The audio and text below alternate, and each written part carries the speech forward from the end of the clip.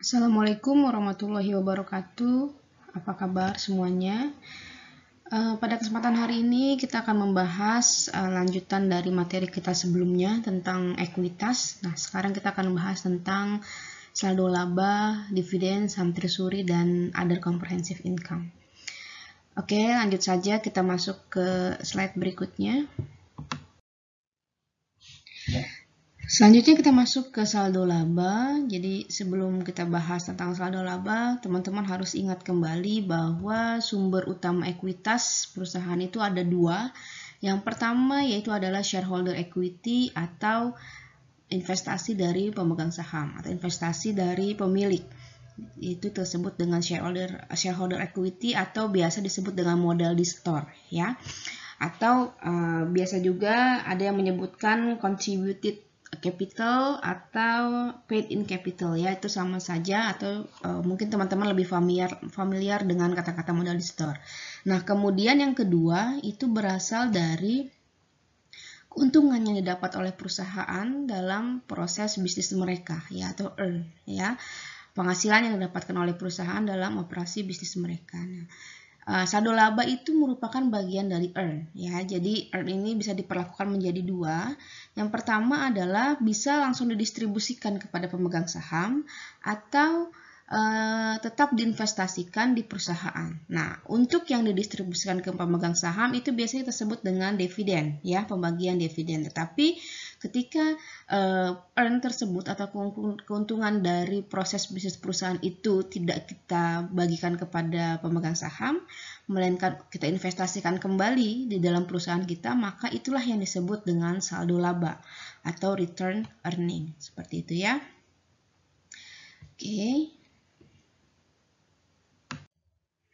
Oke, selanjutnya kita akan membahas tentang restriksi saldo laba.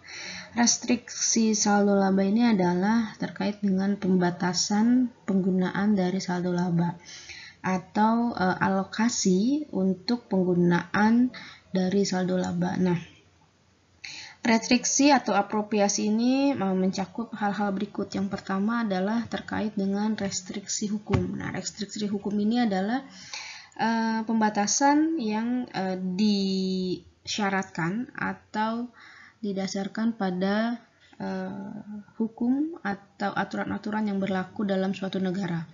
Nah, kemudian yang kedua adalah restriksi kontraktual. Ini adalah pembatasan terkait dengan perjanjian atau kontrak yang sudah dilakukan oleh perusahaan dengan pihak lain atau misalnya untuk pembayaran utang, seperti itu ya. Kemudian restriksi sukarela ini adalah pembatasan terkait dengan tujuan-tujuan khusus perusahaan, gitu ya. Kemudian kita masuk ke slide berikutnya. Oke, selanjutnya kita masuk ke penyesuaian periode sebelumnya yang berdampak pada saldo laba. Ini berdasarkan PSAK nomor 25. Apabila perusahaan melakukan perubahan kebijakan akuntansi atau koreksi atas kesalahan, maka pendekatan yang harus dilakukan adalah secara retrospektif ya, bukan prospektif. Kalau prospektif itu lebih kepada perubahan estimasi, sedangkan retrospektif adalah perubahan kebijakan atau koreksi atas kesalahan. Kesalahan yang seperti apa? Kesalahannya biasanya terkait dengan perhitungan matematis atau terkait dengan kesalahan dalam penerapan kebijakan akuntansi, atau juga bisa karena salah menginterpretasikan fakta-fakta sampai dengan kecurangan ya. Itu masuknya ke retrospektif. Dampaknya apa ya? Konsekuensinya kita harus melakukan restatement. Nah, untuk restatement ini ada dua kondisi. Yang pertama adalah kondisi di mana kita mengetahui kesalahan tersebut setelah tanggal neraca atau setelah laporan keuangan tersebut sudah diterbitkan. Nah, kita yang harus kita lakukan adalah kita harus menghitung kembali laporan keuangan yang terdapat kesalahan tersebut ya. Kita harus buat laporan komparatifnya. Nah, kemudian kondisi kedua adalah ketika kita yang mengetahui kesalahan tersebut pada saat laporan tersebut belum disajikan ya, belum diterbitkan.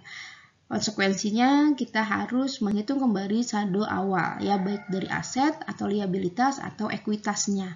Nah, Contohnya apa? Misalnya ada sebuah perusahaan yang kita sebut perusahaan A ya. Perusahaan A ini dia tidak mencatat beban gaji untuk Desember gitu ya. Kan kalau gaji kan biasanya kita gaji bulan Desember kita bayarkan bulan Januari. Nah, di bulan Desembernya dia lupa mencatat beban gaji ya. Padahal kalau kita ingat kalau pencatatan itu kan accrual ya, artinya beban gajinya harus kita catat dulu, kapan terjadinya harus dicatat dulu di periode tersebut, baru walaupun belum dibayarkan tetap harus kita catat bebannya. Nah, misalkan beban gaji tersebut belum dicatat, tetapi di bulan Januari dia sudah mencatat pembayaran gaji. Nah, artinya akan terjadi overstated untuk beban gaji di bulan Januari ya, dianggap aja di tahun 2022 ya. Di tahun 2022 itu akan ada overstated beban gaji, misalnya 3 juta gitu ya, akan terdapat overstated beban gaji 3 juta. Nah, cara kita apa? Nah, kita harus mengkoreksi kesalahan tersebut dengan misalnya PTA ini belum menyusun jurnal penutup ya. Kalau dia belum menyusun jurnal penutup, maka kita harus mencatatnya itu adalah saldo laba pada beban gaji. Seperti itu ya. Saldo laba pada beban gaji. Sebesar berapa ya? Sebesar 3 juta tersebut. Seperti itu. Oke. Tadi kita sudah bahas tentang shareholder equity ya, modal di store, kemudian juga ada earn yang penghasilan atau keuntungan yang didapat perusahaan dalam operasi bisnisnya gitu ya. Nah, ini adalah selanjutnya kita akan bahas tentang komponen-komponen yang mempengaruhi pertambahan atau pengurangan di laporan perubahan ekuitas. Nah, yang pertama adalah transaksi dengan pemilik dalam kapasitasnya sebagai pemilik ya. Ini sudah kita bahas tadi terkait dengan setoran modal dan juga pembagian dividen. Kemudian yang kedua itu adalah hasil usaha periode bersangkutan atau laba rugi bersih. Kemudian yang ketiga adalah keuntungan dan kerugian yang dihasilkan oleh entitas. Yang keempat, pendapatan komprehensif lain. Nah, ini meliputi penilaian kembali aset tetap ya. Kemudian penilaian kembali aset keuangan yang tersedia untuk dijual, kemudian selisih kurs, translasi laporan keuangan. Jadi kalau ada selisih kurs atau ada penilaian kembali dari aset tetap itu masuknya ke dalam komponen dalam laporan perubahan ekuitas pada komponen pendapatan komprehensif lain. Kemudian yang terakhir sudah kita bahas juga terkait dengan koreksi atau penyesuaian atas saldo laba periode lalu. Oke. Nah, ini berikutnya saya akan memberikan contoh tentang bentuk laporan perubahan ekuitas. Nah, ini saya ambil contoh dari PT Unilever ya. Jadi biasanya untuk perubahan ekuitas ini dibuatnya landscape ya, tidak portrait. Kenapa? Karena komponennya banyak ya, semakin detail mereka. Kalau ini di sini ada komponennya modal saham, kemudian tambahan modal di store, kemudian saldo laba yang dicadangkan dan saldo laba belum dicadangkan. Nah, ini kita lihat di sini ada penghasilan yang penghasilan komprehensif 2020, ada laba, ada jumlah penghasilan komprehensif lainnya ya, neto. Nah, jadi kalau tadi ada perubahan atas kesalahan ya atau retrospektif itu adanya di bawah, biasanya sini di bawah saldo 1 Januari 2020 ya. Ini contoh berikutnya ada. Nah, ini laporan perubahan ekuitas untuk PT Telkom ya. Ini agak sedikit kurang terlihat jelas, tapi intinya teman-teman harus tahu bahwa di sini lebih detail ya. Di sini saya lihat di kolom kedua itu ada ada saham biasa, yang kedua kolom ketiga adalah saham preferen, kolom keempat itu adalah tambahan modal di store, kolom kelima itu adalah saham trisuri, kolom keenam adalah komponen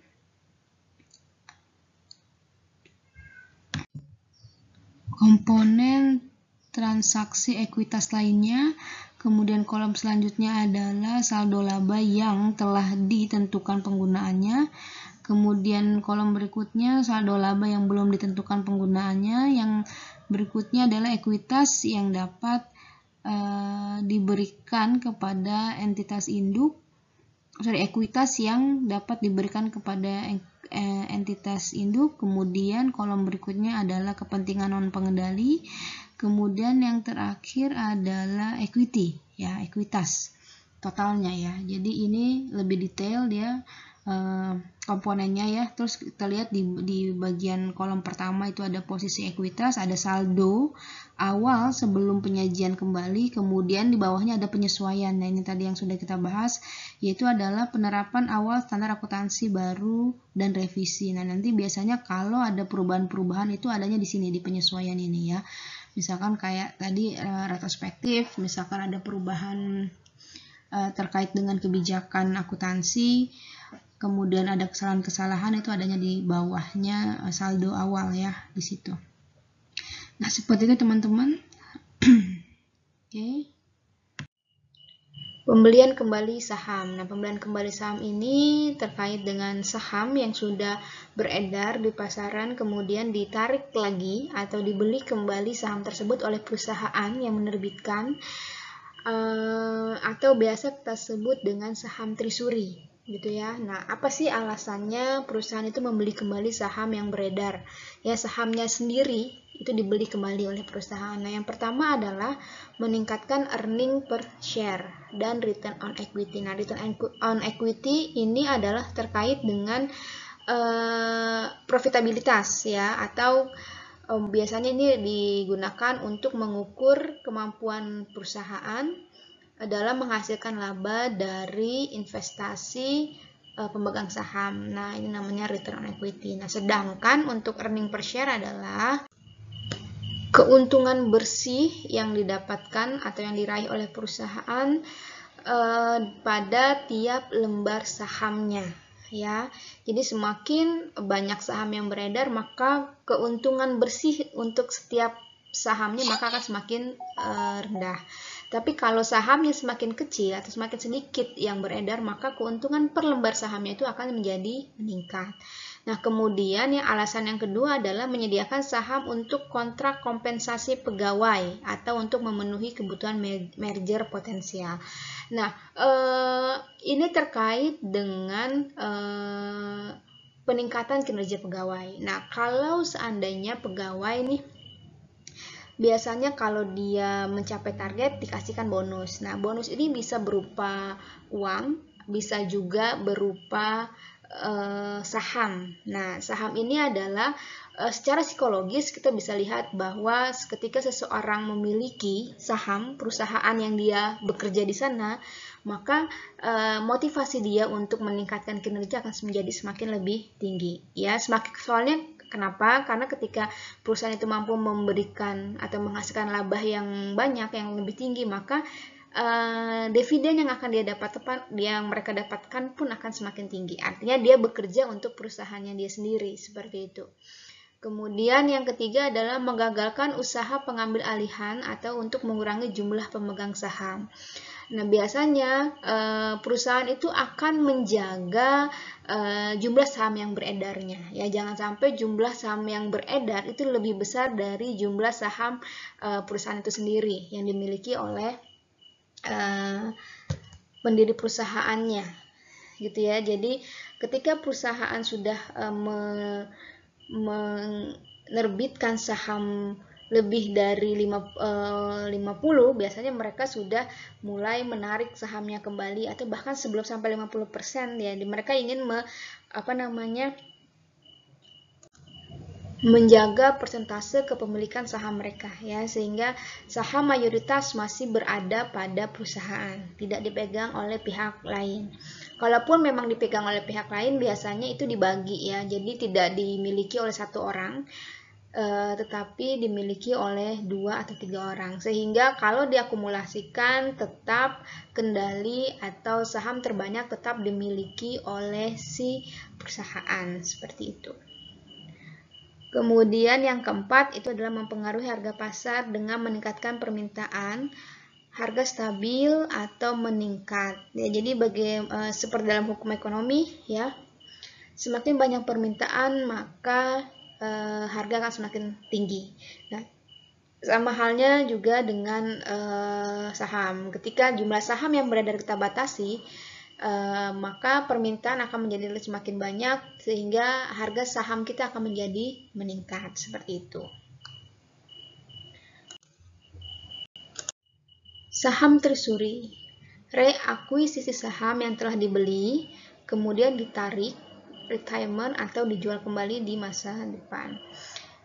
Jika saham tidak ditarik dari peredaran, maka disebut saham treasury. Artinya saham treasury ini adalah saham yang sudah diterbitkan, sudah dijual ke investor, kemudian ditarik kembali oleh perusahaan dengan tujuan untuk dijual kembali di masa depan, gitu ya, itu saham treasury. Saham treasury tidak digolongkan ke dalam aset dan mengurangi nilai aset bersih. Kepemilikan aset saham treasury tidak memiliki hak-hak pemegang saham.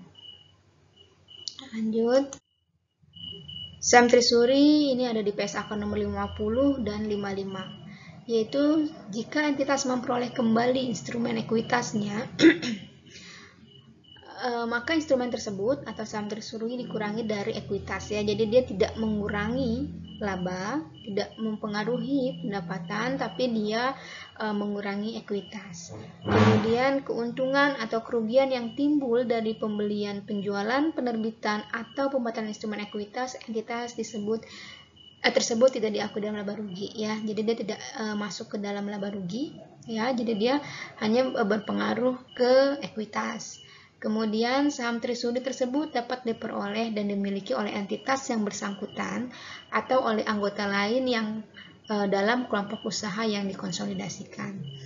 Imbalan yang dibayarkan atau diterima diakui secara langsung di ekuitas, ya. Jadi saham treasury ini akan sangat berpengaruh pada ekuitas, ya. Jadi dia hanya mempengaruhi ekuitas. Oke, lanjut. Nilai saham treasury yang dimiliki diungkapkan secara terpisah dalam laporan posisi keuangan atau CALK sesuai dengan pasal PSAK nomor 1 tahun 2009 tentang penyajian laporan keuangan. Kemudian entitas mengungkapkan sesuai dengan PSAK nomor 7 revisi 2010 pengungkapan pihak-pihak berelasi jika saham treasury diperoleh oleh pihak-pihak berelasi. Jadi saham treasury ini harus diungkapkan dalam CALK, ya, sampai dengan siapa sih pihak-pihak yang berelasi ketika ternyata saham-saham treasury ini diperoleh oleh pihak-pihak yang berelasi. Itu harus disebutkan siapa aja, ya, pihak-pihak yang memiliki saham treasury, ya, kalau dia memiliki relasi dengan perusahaan.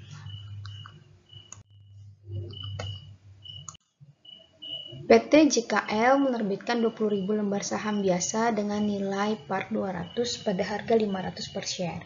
Artinya jumlah lembar saham yang diterbitkan 20.000 lembar, nilai parnya 200, nilai pasarnya adalah 500 per share. Sebagai tambahan, perusahaan juga memiliki laba ditahan. Perusahaan juga punya laba ditahan sebesar 20 juta.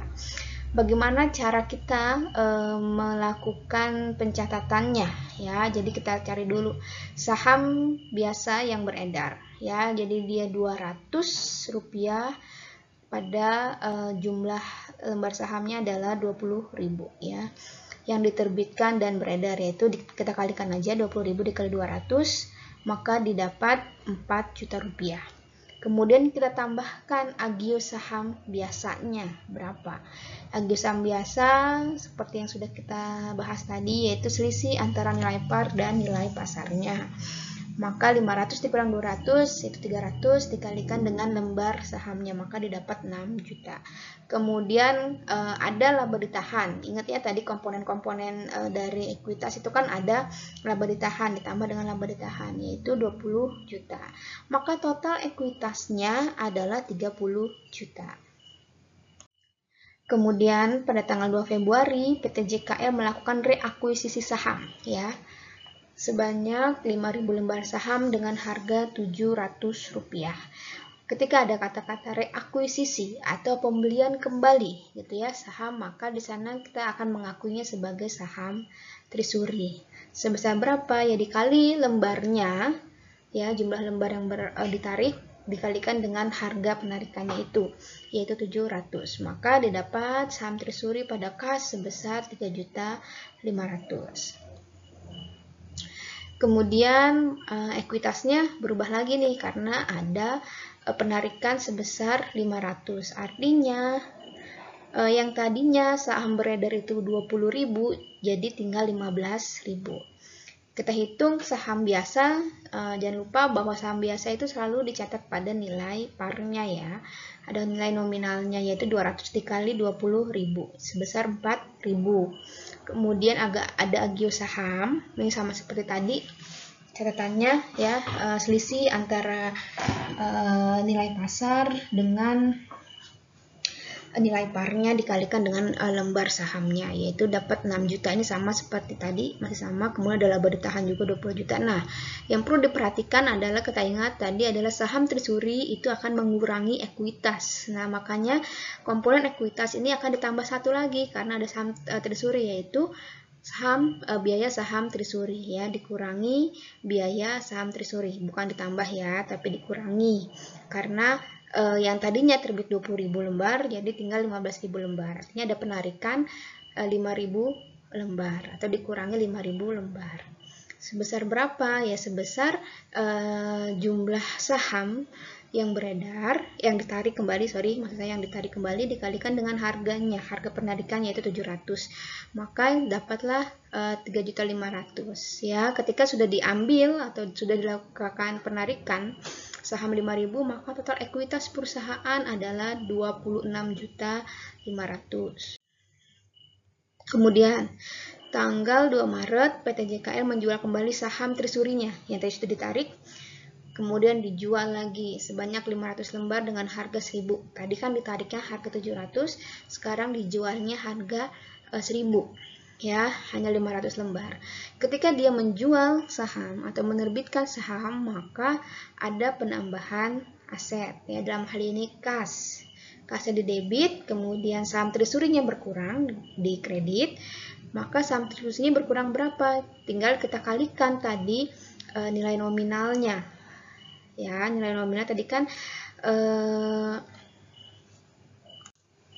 kita pakai yang harga penarikan tadi, itu kita akui sebagai nilai nominalnya yang 700 rupiah tadi. Nah, 700 rupiah kita kalikan dengan saham yang diterbitkan kembali 500 lembar, jadi 700 dikali 500, maka saham Trisuri yang dicatat adalah 350.000.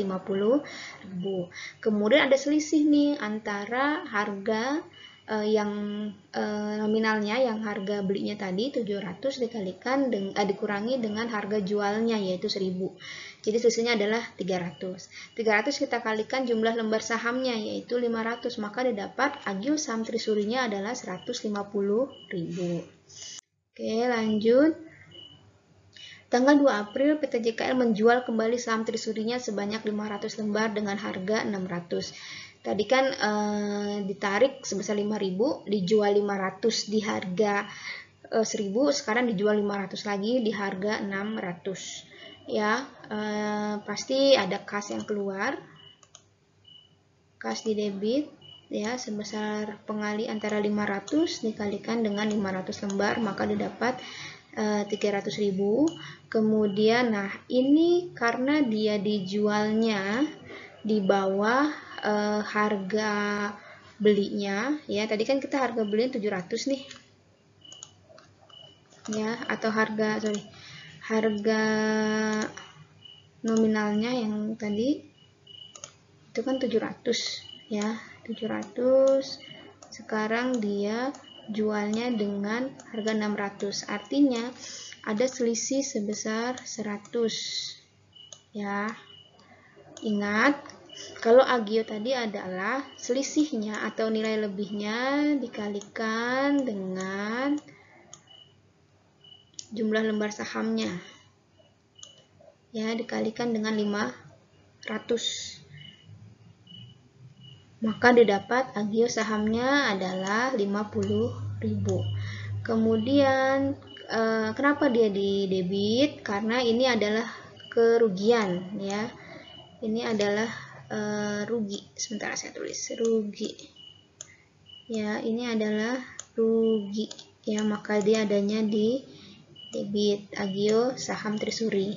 Ya, kemudian di kredit tetap saham Trisuri karena sahamnya berkurang ya, saham Trisurinya berkurang, maka sahamnya di kredit sebesar ingat kalau saham adalah nilai nominalnya, artinya lembar saham dikalikan dengan nilai nominalnya yaitu 700, maka didapat 350. Nah, ini adalah agio sahamnya nih ya yang kita catat ya. Waktu di tanggal 2 Maret dia ada di sisi kredit atau ada agio saham, ada keuntungan sebesar 150. Kemudian di bulan April itu ada kerugian sebesar 50 atau agio di debit ya. Maka saldonya adalah 100. Nah, ini yang nanti akan kita catat di laporan posisi keuangan 100 ya, bukan lagi 150. Oke, lanjut. Kemudian tanggal 2 Mei PT JKL menjual kembali saham Trisurinya sebanyak 1000 lembar dengan harga 550. Lebih rendah lagi kan, tadi kita harganya berapa, 700 kan ya kan, 700, ini 950, berarti ada selisihnya berapa? Ada selisihnya 250 ya, 150. Nah, 150 selisihnya 150. Kemudian dia menjual kembali berarti ada aset masuk ya, itu kas di debit sebesar, kas berarti harga jualnya yaitu 550 dikali dengan 1000 dapat 550.000. Kemudian karena dia dijual di bawah harga nominalnya, maka nilai nominalnya maksud saya, maka kita letakkan agionya di sisi debit ya. Sebesar berapa? Sebesar selisihnya yaitu 150 dikalikan dengan. Oke, selanjutnya contoh soal berikutnya yaitu tanggal 2 Mei PT JKL menjual kembali saham Trisurinya sebanyak 1000 lembar dengan harga 550. Ingat tadi dia dibelinya pada harga 700 ya, 700, maka ada selisihnya sebesar 150 ya. Oke. Kemudian kita catat ketika ada penjualan saham berarti ada aset yang bertambah yaitu di sini kas sebesar berapa? Sebesar 1000 dikalikan dengan 550. Nih, 550.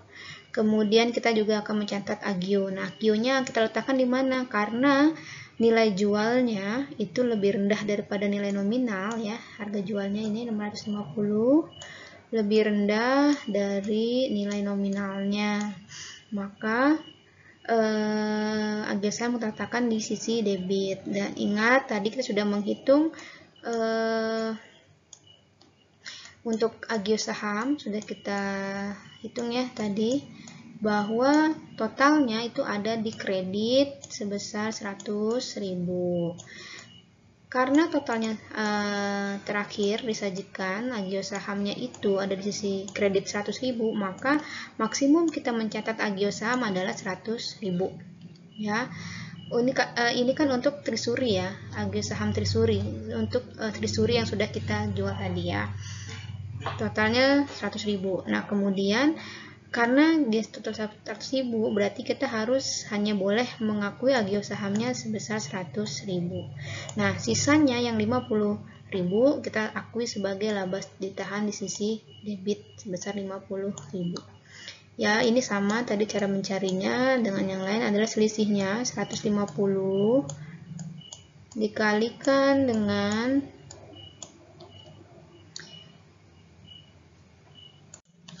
lembarnya 1000 ya, maka dia dapat 150. Nah, yang boleh kita akui di agio saham ini adalah bukan 150.000 tapi hanya 100.000 karena terkait dengan kita lihat di agio saham, di catatan agio saham kita ya, untuk saham Trisuri. Ini khusus untuk saham Trisuri ya. Trisuri yang kita sudah catat tadi kan totalnya sudah 100 nih di kredit, maka kita maksimum pencatatan harus 100 rupiah, makanya 100.000 rupiah. Nah, makanya yang di sini sisanya yang 50.000 ini kita masukkan di laba ditahan, sisi debit 10.000. Kemudian kalau saham Trisurinya sama ya, tinggal nilai nominal dikalikan dengan lembar sahamnya. Oke, 700.000. Kemudian kita masuk ke dividen. Alasan distribusi dividen tidak dimaksimalkan berdasarkan jumlah laba ditahan yang tersedia. Jadi misalkan perusahaan itu memiliki laba ditahan. Jadi kan dividen ini kan dibagi berdasarkan dengan laba ditahan perusahaan. Nah, tapi perusahaan memiliki hak untuk tidak membagikan keseluruhan dari laba ditahannya. Gitu. Nah, maka ini adalah alasan-alasan kenapa perusahaan tidak membagikan laba ditahannya kepada investornya ya. Yang pertama adalah memelihara persetujuan dengan kreditur. Ya, misalkan ada perjanjian dengan kreditur terkait dengan jumlah minimum laba ditahannya gitu ya. Kemudian memenuhi persyaratan regulasi negara atau ada di Undang-Undang nomor 40 tahun 2007, kemudian membiayai pertumbuhan dan ekspansi. Kalau misalkan perusahaan ingin melakukan ekspansi, biasanya mereka menyediakan memang laba ditahan khusus untuk melakukan ekspansi. Jadi tidak semua laba ditahan dibagikan kepada si pemegang saham. Kemudian untuk terkait dengan likuiditas ya, atau arus kas perusahaan. Kemudian berjaga terhadap kemungkinan kerugian dan masalah likuiditas ya, untuk berjaga-jaga. Kemudian kebijakan dividen. Nah, ini adalah kemudian adalah jenis-jenis dividen. Dividen kas ini kan yang paling kita sering dengar ya, yang kemarin juga sudah kita bahas tentang dividen kas. Kemudian ada dividen properti, ada dividen likuidasi, ada dividen saham. Ya, artinya banyak dividen yang bisa diberikan oleh perusahaan, tidak hanya dividen kas, tapi juga ada dividen properti, dividen likuidasi, dan dividen saham. Kemudian semua dividen selain dividen saham mengurangi total ekuitas. Ya, artinya dividen saham itu dia tidak mengurangi total ekuitas. Yang perlu diingat bahwa dividen saham ini adalah pemberian atau pembagian dividen itu dengan memberikan saham, gitu ya. Tidak menggunakan kas ataupun properti dan lain sebagainya. Kemudian ketika perusahaan mengumumkan dividen saham, perusahaan tidak membayarkan sejumlah aset atau mengakui kewajiban, tetapi menerbitkan saham tambahan ke masing-masing pemegang saham. Yang sudah saya jelaskan tadi bahwa dividen saham adalah pemberian dividen berupa saham atau penerbitan saham kepada investor, gitu ya. Kemudian dividen kas. Nah, ini dividen kas sudah kita bahas kemarin di liabilitas jangka pendek, bahwa ada 3 tanggal penting untuk dividen kas ya. Yang pertama adalah pada saat tanggal pengumuman. Nah, tanggal pengumuman ini biasanya terjadi pada saat RUPS ya, RUPS, rapat umum pemegang saham. Nah, biasanya ada namanya tanggal pengumuman. Nah, di saat ini, ya, di saat tanggal pengumuman ini kita akan mencatat adanya utang dividen. Nah, pada saat ini kita akan mencatat sama yang namanya utang dividen. Belum kita keluarkan kas, ya, tapi kita sudah mencatat yang namanya utang dividen. Kemudian karena laba ditahan yang kita utang dividen ini atau dividen ini kan dibagi dari laba ditahan, maka di sisi debit maka akan muncul laba ditahan. Ya, laba ditahan di debit, kemudian di kreditnya adalah utang dividen. Kemudian untuk tanggal kedua yang penting itu adalah tanggal pencatatan. Nah, tanggal pencatatan ini adalah bukan tanggal pencatatan kita memberikan dividen atau membayarkan dividen, tetapi tanggal pencatatan untuk perusahaan menentukan siapa-siapa saja pemegang saham yang berhak untuk mendapatkan dividen. Misal, pemegang saham yang berhak mendapatkan dividen adalah pemegang saham perusahaan X yang memegang sahamnya pada tanggal misalnya 1 April misal ya, 1 April atau 23 Juli misalkan seperti itu. Nah, itu tanggal pencatatan yang dimaksud ya. Maka pada saat tanggal pencatatan tersebut tidak perlu adanya yang namanya jurnal. Ya, jadi kita tidak perlu melakukan penjurnalan ya. Kita hanya mencatat siapa-siapa saja yang berhak untuk mendapatkan dividen. Kemudian tanggal ketiga yang penting itu adalah tanggal pembayaran. Nah, tanggal pembayaran ini karena ini adalah dividen kas, maka di sini akan muncul yang namanya kas di sisi kredit ya, adanya pengeluaran kas di sisi kredit. Nah, kita kan tadi sudah menjurnal utang dividen ya, pengakuannya kita tadi pada saat tanggal pengumuman kita sudah mengakui adanya utang dividen, maka pada tanggal pembayaran kita debitkan utang dividen ya, kemudian kreditnya adalah kas seperti itu. Oke, lanjut ya. Mulai dari contoh dividen kas, tanggal 2 Juni PT PQR mengumumkan pembayaran kas dividen Rp200 atas 200 saham yang terutang pada tanggal 12 Juli kepada semua pemegang saham yang tercatat pada 22 Juli. Berarti ada 3 tanggal ya di sini. Ada 3 tanggal. Yang pertama adalah tanggal 2 Juni. Tanggal 2 Juni ini adalah tanggal pengumuman. Yang kedua adalah tanggal 12 Juli. 12 Juli ini adalah tanggal pembayaran ya, pembayaran dividen. Kemudian yang terakhir adalah tanggal 22 Juni ini adalah pencatatan.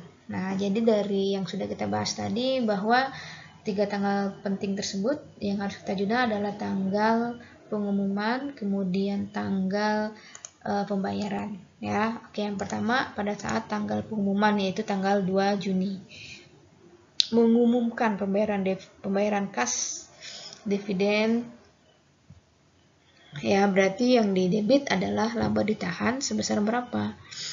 Sebesar 200 dikalikan dengan jumlah lembar sahamnya ya, Rp200 dikalikan dengan lembar sahamnya jadi 40 juta. Kemudian pada saat pengumuman kita mencatat adanya utang dividen ya sebesar 40 juta di sisi kredit. Kemudian tanggal 22 Juni itu tidak perlu kita jurnal ya, tidak ada jurnal. Kemudian di tanggal 12 Juli pada saat pembayaran maka kita akan menjurnal utang dividen pada kas ya, karena ini adalah dividen kas. Begitu. Kemudian kita lanjut, kita masuk ke dividen properti. Kalau tadi dividen kas adalah dividen yang dibagikan dalam bentuk kas uang tunai gitu ya. Nah, kalau dividen properti adalah dividen atau utang dividen dalam bentuk aset selain kas ya, selain kas. Nah, kemudian properti yang didistribusikan yang dinyatakan ulang ke dalam nilai wajar. Keuntungan dan kerugian atas selisih nilai properti diakui dalam laba rugi ya, itu dalam akun unrealized holding loss or gain or loss ya.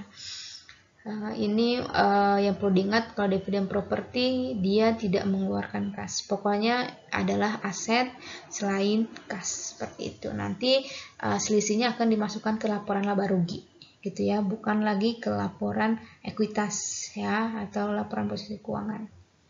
Oke, lanjut. Sekarang kita masuk ke contoh soal dari dividen properti.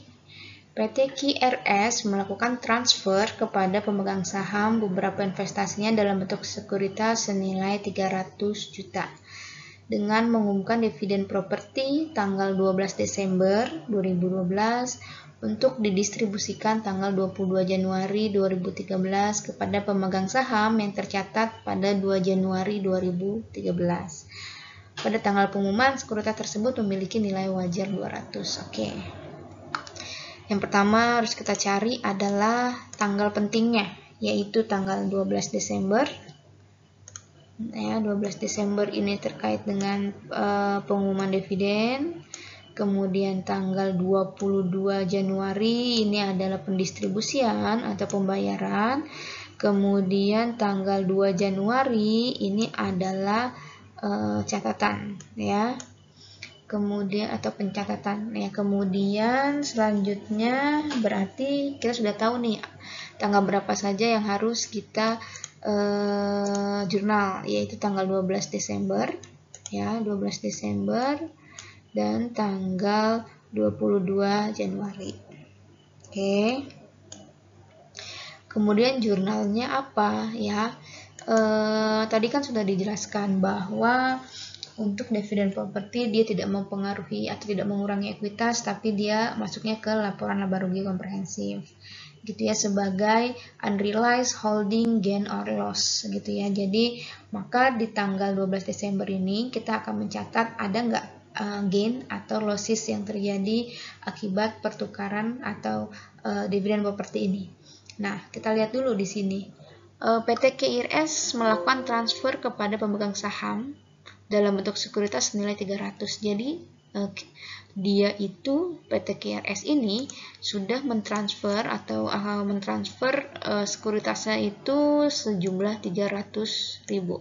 Padahal pada tanggal pengumuman sekuritas tersebut bernilai wajar 200.000.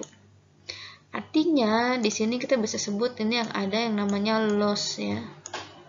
Loss ya, atau kerugian. Nah, sebesar berapa? Sebesar selisihnya dari nilai wajarnya ya, yang di sini 200, nilai wajar saat pengumuman, dan transfer atau nilai dari transfer kepada si pemegang saham, yaitu 300.000.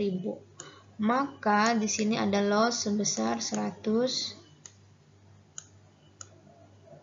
juta ya, juta. Oke, ada lossnya sebesar 1 juta. Nah, bagaimana kita menjurnalnya? Berarti kita menjurnal dulu. Kalau dia loss, berarti unrealized holding gain or losses ini adanya di sisi debit. Kalau dia loss atau kalau dia rugi. Tetapi kalau dia laba atau untung gitu ya, dia adanya di sisi kredit.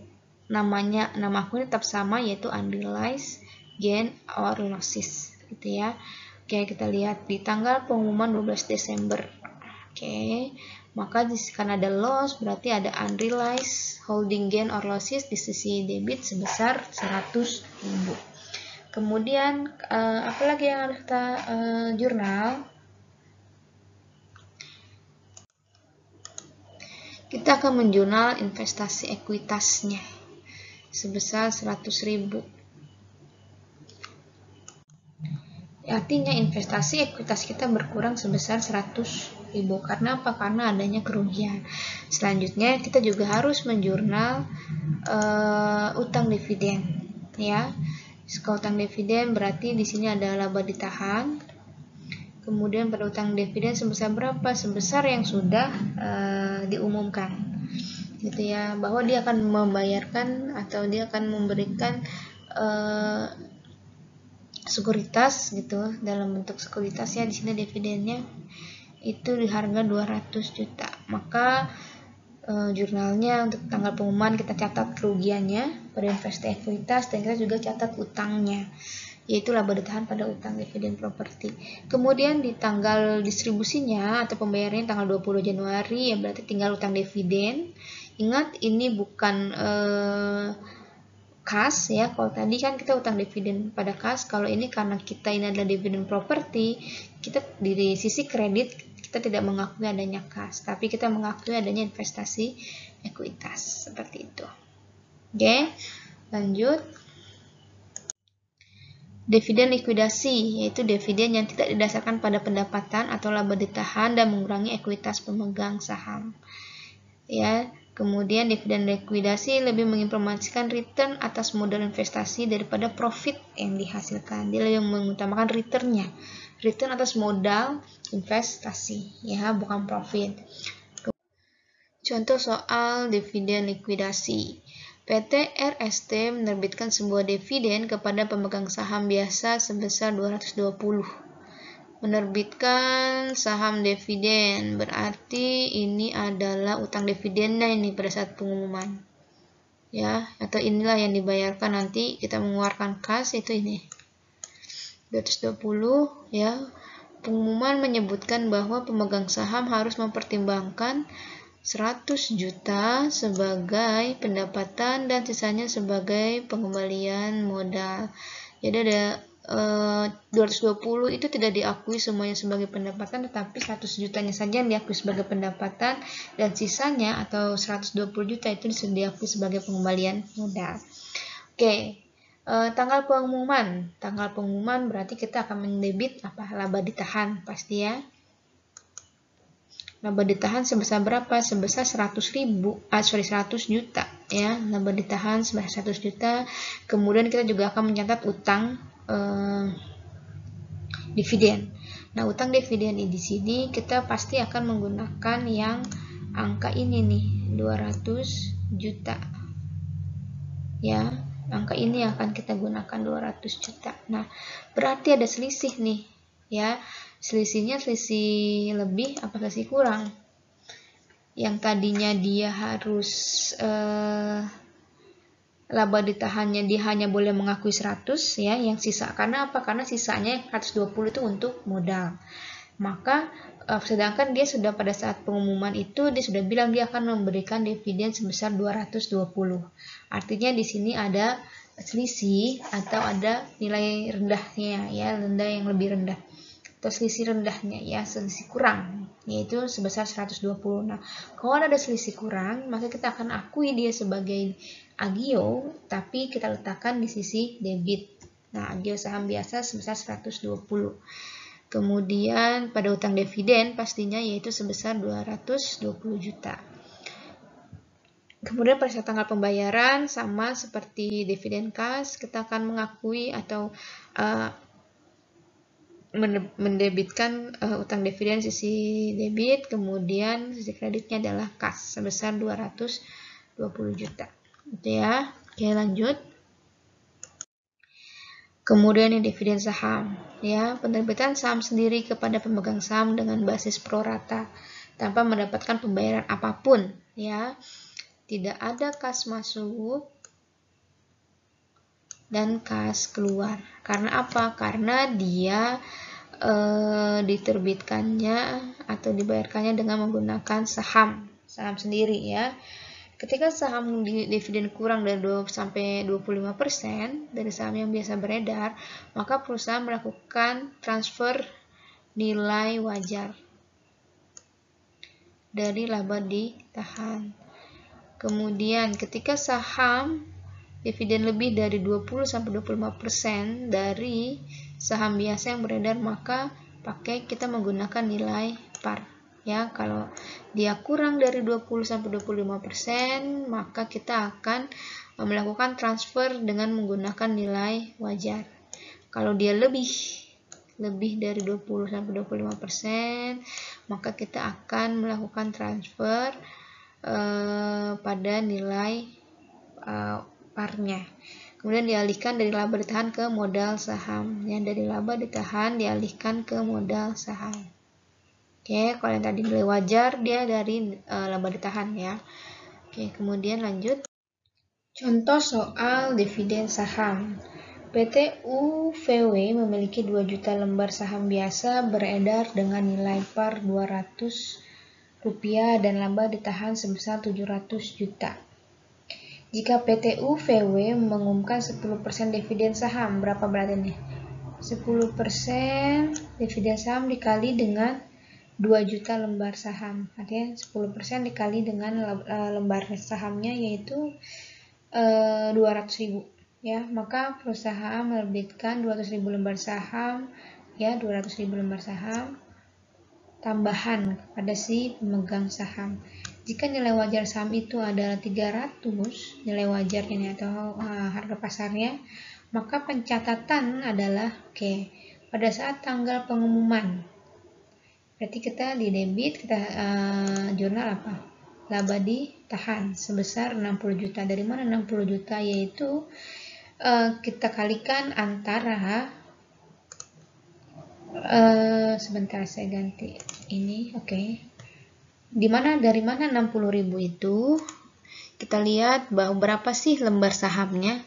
Lembar sahamnya adalah 200.000 lembar.